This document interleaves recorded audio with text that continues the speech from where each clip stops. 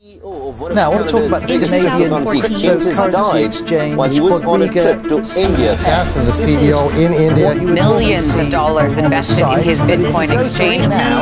Dollars worth of cryptocurrencies locked up by an inability to access some encrypted.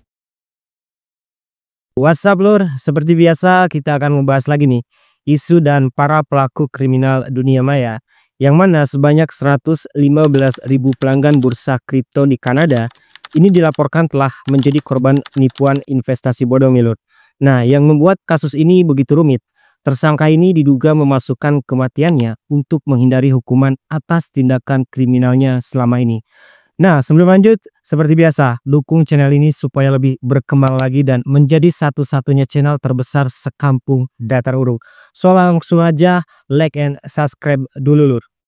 Nah, kasus ini bermula dari adanya laporan para pelanggan Quardiga CX. Mereka ini mengaku tidak bisa melakukan penarikan saldo Bitcoinnya nih. Nah, Quardiga CX sendiri adalah bursa kripto yang berlokasi di Kanada nih lur, dan merupakan situs penyedia jual beli dan pertukaran mata uang kripto. Ya seperti Bitcoin ya atau Ethereum kayak gitulah. Nah, Gerald Cotten selaku pendiri situs ini adalah orang satu-satunya nih yang mengetahui kunci dari dompet Cold Store yang berisi aset klien sebesar 190 juta dolar. Ketika masalah ini menjadi ramai, si Gerald ini malah dikabarkan meninggal dunia lur. Ini mungkin alasan kenapa para pelanggannya ini tidak bisa menarik saldo mereka. Tapi kematiannya ini yang mendadak dan misterius justru menimbulkan rumor nih lur di antara para korbannya ya. Teori dan konspirasi pun terus bermunculan. Banyak yang menganggap bahwa Gerald ini sengaja nih memalsukan kematiannya dan merubah wajahnya untuk menggelapkan sejumlah uang para pelanggannya. Bahkan istrinya Jennifer juga ikut dicurigai nih atas keterlibatannya dalam kasus penipuan yang dilakukan oleh Gerald Cotten ini. Akibatnya si Jennifer ini menjadi target kemarahan orang-orang lur, khususnya para pelanggan Quardiga CX. Nah, sebenarnya bagaimana nih kasus ini bisa terjadi dan benarkah Gerald Cotten ini memasukkan kematiannya dan membawa lari uang para pelanggannya? Oke, langsung aja kita bahas lur.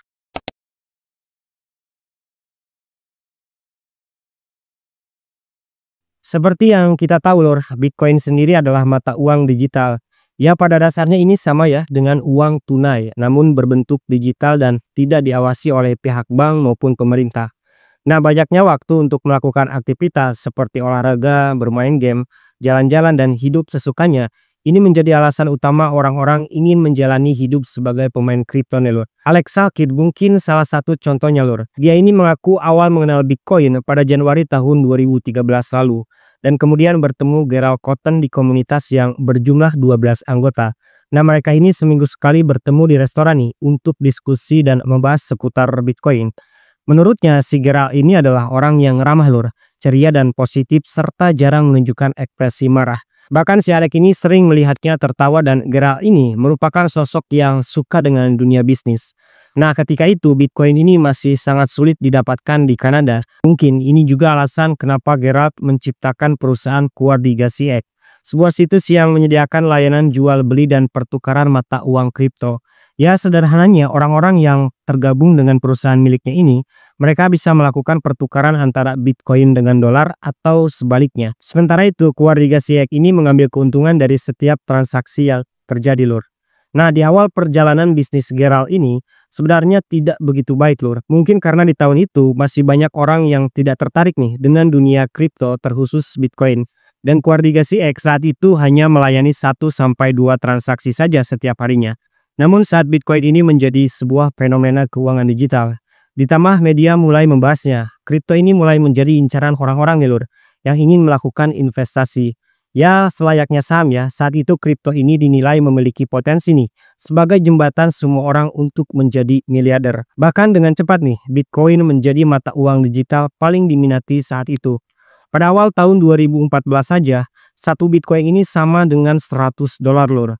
Kemudian harganya terus mengalami kenaikan. Bahkan kenaikannya ini ya sangat drastis lur. Memasuki pertengahan 2017 saja, satu Bitcoin ini ya setara dengan 15.000 dolar. Dan harganya ini terus meroket sampai 20 dolar.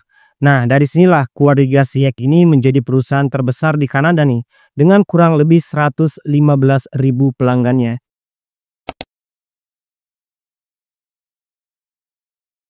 Bitcoin ini memang sebuah fenomena ya lur. Menurut seorang pelanggan keluarga Siek, yaitu Tong, yang merupakan seorang Tionghoa asal Kanada.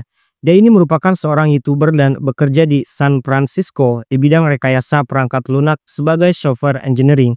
Nah, dia ini mengaku tertarik dengan dunia kripto setelah melihat temannya dan orang-orang yang bisa menghasilkan ratusan ribu dolar, tapi masih punya banyak waktu luang. Sebenarnya dari pekerjaan yang sudah 8 tahun Tong jalani, sudah cukup memberikan penghasilan yang bisa membuatnya hidup enak.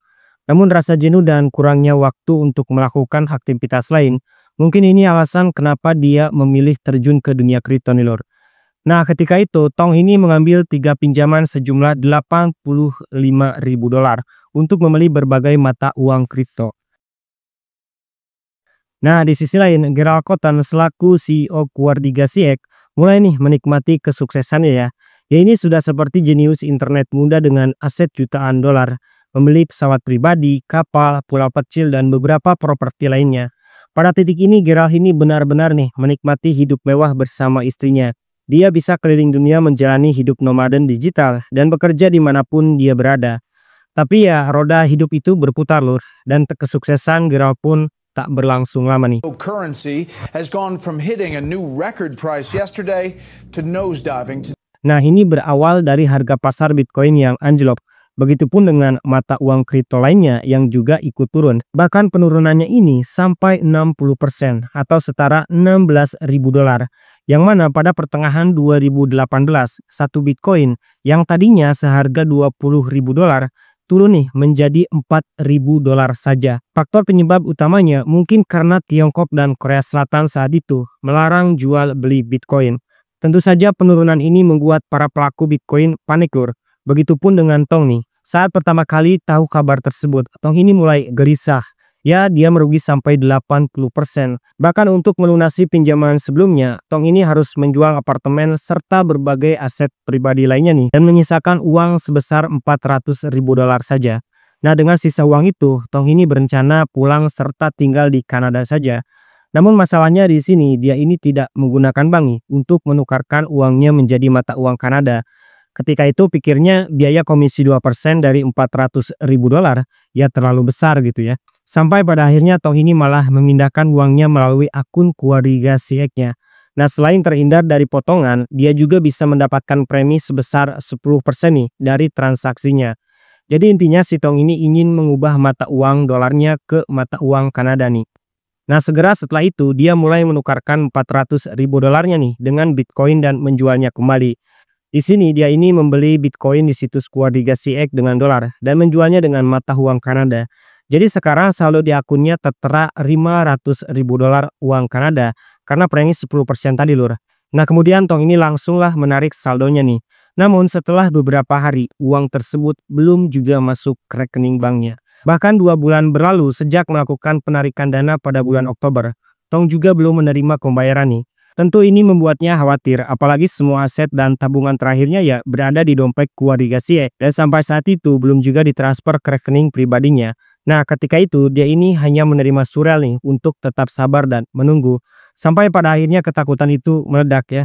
Tanggal 14 Januari 2019, Tong mendapatkan sebuah kabar yang membuatnya menyesali semua keputusannya nih. Nah, sebenarnya apa yang terjadi dengan situs keluarga Siek saat itu lor? Oke, langsung aja kita bahas.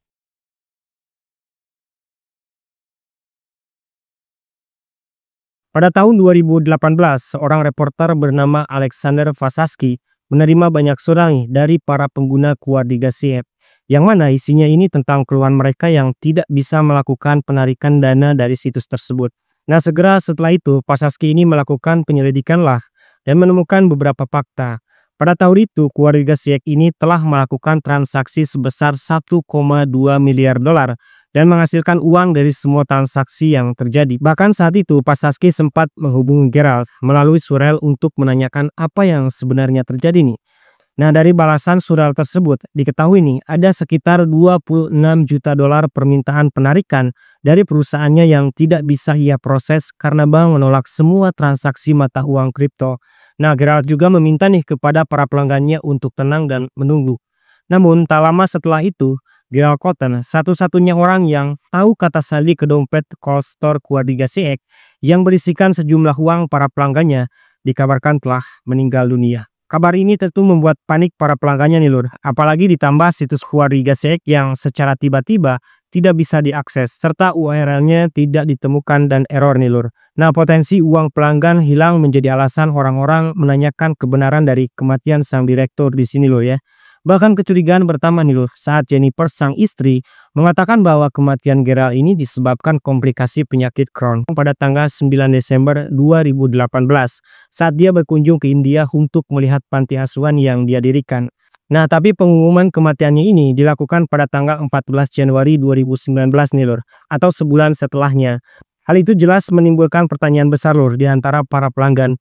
Apakah Gerald ini sengaja membuat skenario kematiannya nih untuk menggelapkan sejumlah uang pelanggannya?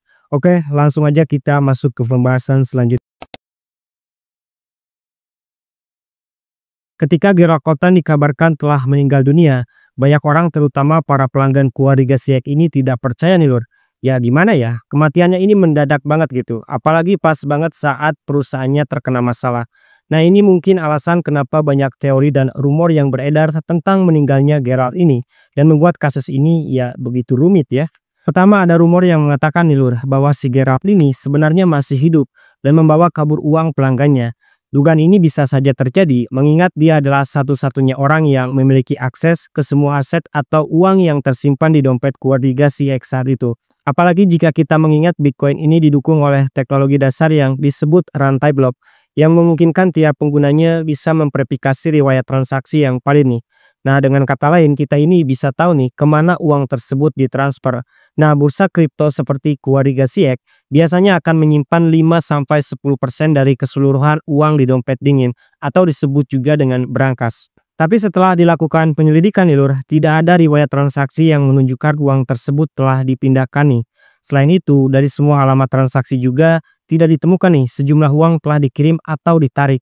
Dengan kata lain, keluarga Ziyech ini ya sama sekali tidak memiliki dompet dingin tersebut atau brankas. Nah, bisa jadi semua uang dan aset yang diklaim oleh perusahaan keluarga Ziyech ini tidak pernah ada nih lur.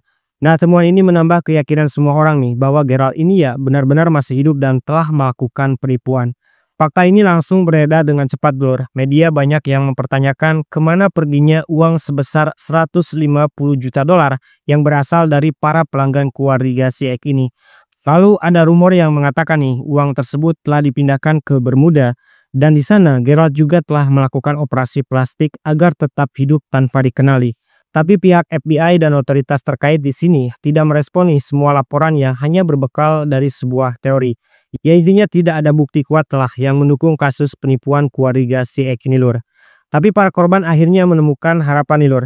Ketika itu Lembaga Komisi Sekuritas Ontario atau disingkat OSC memutuskan untuk turun tangan nih. Nah, mereka ini lembaga yang bertanggung jawab mengatur pasar keuangan di Provinsi Ontario, Kanada lur. Nah, fokus utama penyelidikan saat itu mencari tahu nih kemana perginya uang para pelanggan. Nah, dari hasil investigasi, dalam 2 tahun keluarga Ziyech beroperasi, mereka ini ya layaknya sebuah perusahaan besar lur. Namun setelah 2016 atau 2 tahun sebelum kasus ini terjadi, tidak ditemukan nih catatan kalau mereka ini masih beroperasi lur. Bahkan ditemukan fakta baru nih bahwa sejumlah aset kripto di keluarga Ziyech telah dikirim ke bursa lain yang ada di luar negeri. Ini jelas-jelas sesuatu yang tidak wajar nih lur.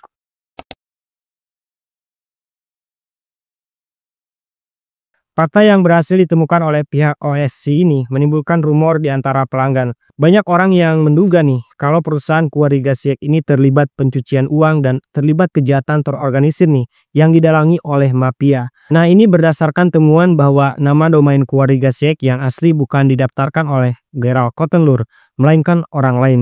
Nah, orang ini dikenal dengan nama Michael Fatrin. Bisa dibilang dia ini adalah orang yang sudah lama menjalani aktivitas dalam dunia keuangan digital nih lur. Bahkan dia ini telah mengoperasikan banyak bursa, platform, kasino, dan membuka layanan konsultan terkait perusahaan serupa.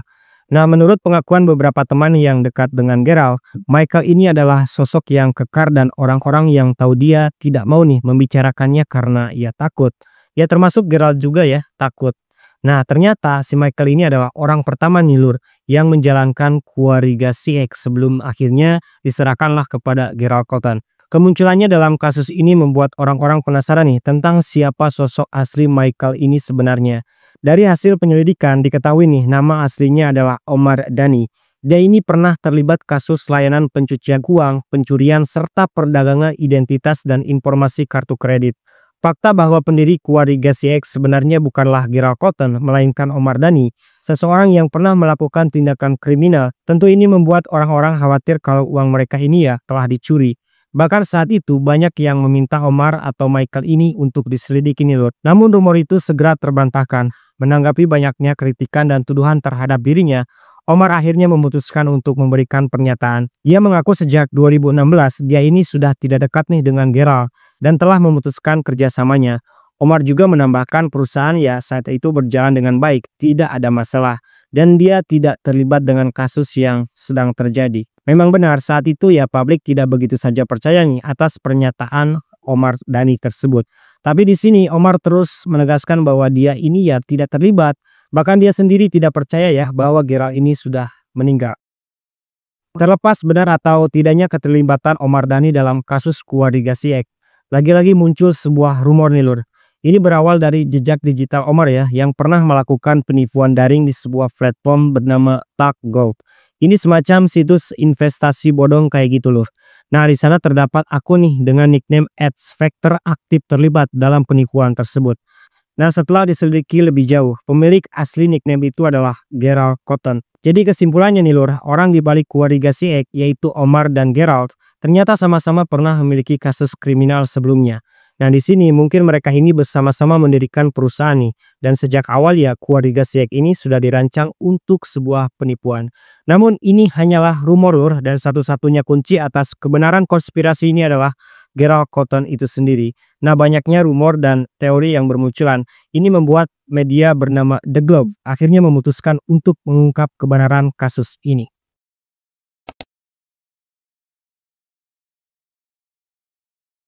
Untuk mendapatkan sekaligus mengungkap kebenaran dari kasus penipuan keluarga CX, Nathan Van Der Cliff, seorang jurnalis dari media The Globe, memutuskan pergi ke India nih Lur, tempat terakhir Gerald Cotton berkunjung sekaligus dilaporkan meninggoy.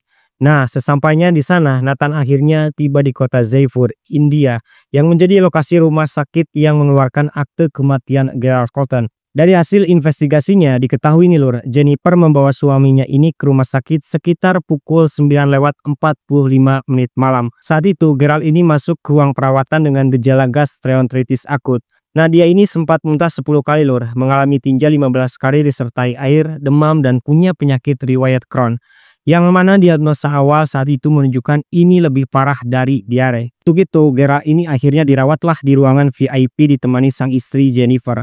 Nah, sekitar setengah hari kondisinya ini semakin memburuk Lur. Bahkan pada pukul 2:45 sore, Gerald ini sempat mengalami 3 serangan jantung nih Lur. Sebelum akhirnya pukul 7:26 malam, dia dinyatakan meninggal dunia. Nah, fakta ini didukung oleh pernyataan dari Dr. Sharma Lur, dokter yang menangani Gerald saat itu. Dia mengkonfirmasi melalui foto yang ditunjukkan Nathan bahwa pasien benar-benar orang yang dimaksud, yaitu ya Gerald Cotton. Nah, fakta ini membantah semua teori dan rumor yang selama ini beredar Lur. Tuduhan selama ini tentang Gerald masih hidup ternyata salah.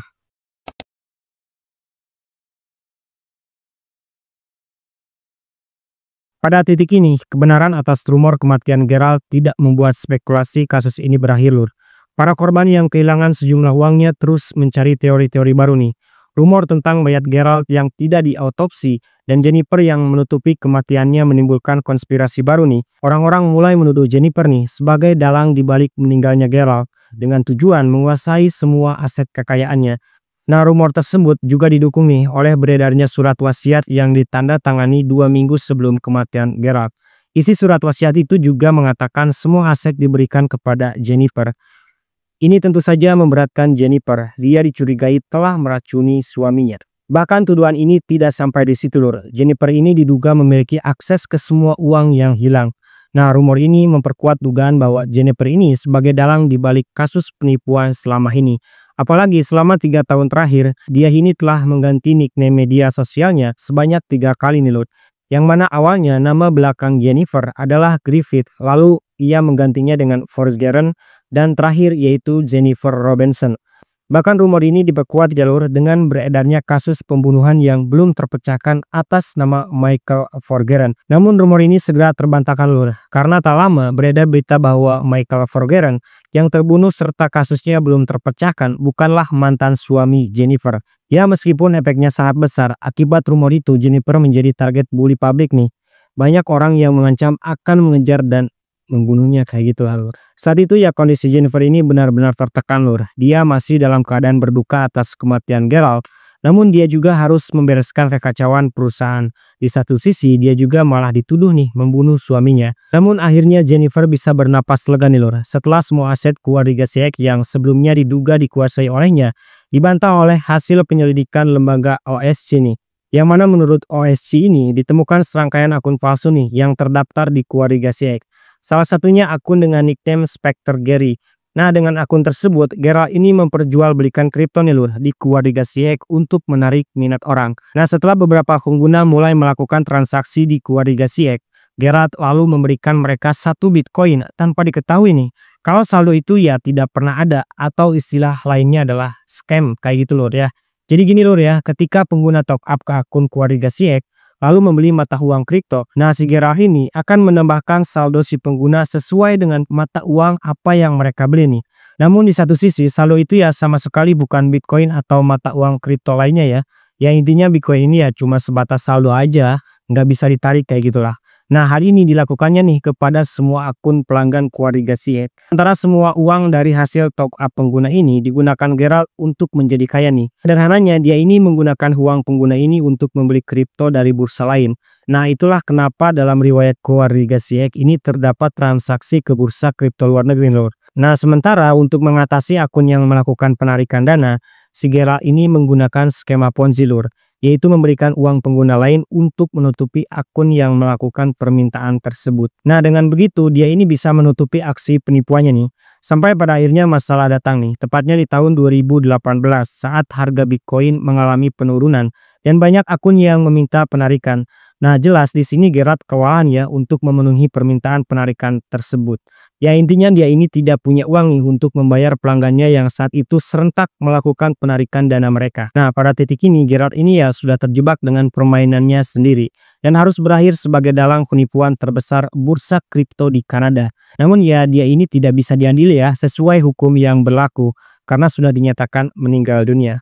Sementara untuk Jennifer sang istri yang dituduh terlibat juga adalah korban dari apa yang dilakukan Gerald Cotter ini. Ya inti dari video ini lur, jauhi judi dan jangan serakah mengejar kekayaan. Karena kekayaan sejati adalah keimanan dan rasa syukur atas apa yang kita miliki sekarang. Nah, kalau ada pendapat atau punya unek-unek silakan aja tulis di kolom komentar ya. Tapi ingat jangan curhat soal nggak punya uang karena saya juga tidak punya.